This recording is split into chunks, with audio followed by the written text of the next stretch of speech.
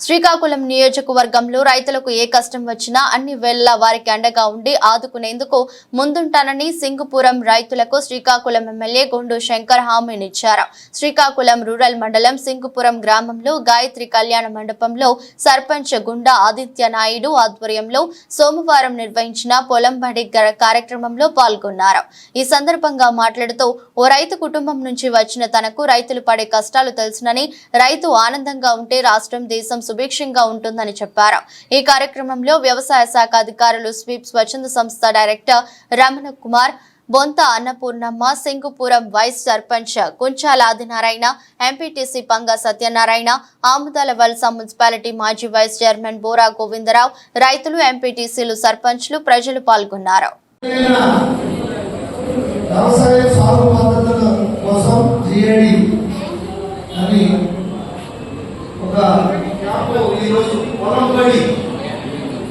చదువులు బడి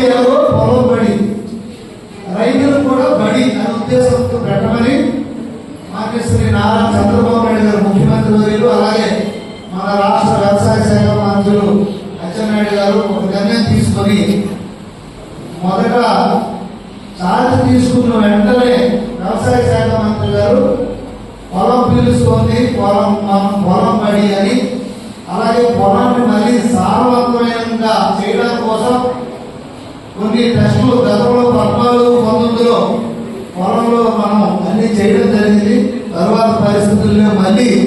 దాన్ని ఎంత సారం ఉంది, దాన్ని మళ్ళీ ఎలా చేస్తే బలోపేతం చేయడానికి ఉద్దేశంతో ఈ పొలం బడి కార్యక్రమాన్ని మీకందరికి అవగాహన కల్పించడానికి ఈరోజు ఏర్పాటు చేయడం జరిగింది. అయితే ఈ కార్యక్రమానికి ముఖ్య అతిథిగా చేసినటువంటి JD joint director of agriculture Sridhar గారికి, అలాగే సర్పంచ్ శ్రీ ఆదిత్య నాయుడు గారికి, అలాగే ఎంపీటీసీ పంగ సత్యనారాయణ గారికి, వైస్ సర్పంచ్ కుంచాల ఆదినారాయణ గారికి, అలాగే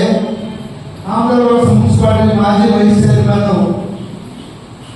అన్న గోవిందరావు గారికి, అలాగే ధన్యవాద ఎంపీటీసీ వైకుంఠం గారికి, అలాగే ఇక్కడ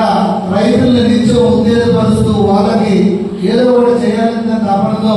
ఉన్నటువంటి మన అన్నపూర్ణమ్మ ప్రసాదరావు గారి దంపతులకి, అదేవిధంగా ఇక్కడ ఇంకొక పెద్ద ఒట్లో మొదలైన రాలేకపోయారు, మాజీ సర్పంచ్ కొండ మోహన్ రావు గారు, లేకపోతే ఆయన కూడా వచ్చి మన ఈ కార్యక్రమంలో పాల్గొనేవారు. అలాగే ఏడీఏ ఇక్కడ అసిస్టెంట్ డైరెక్టర్ ఆఫ్ అగ్రికల్చర్ సోదరిమణి రజనమ్మ గారికి,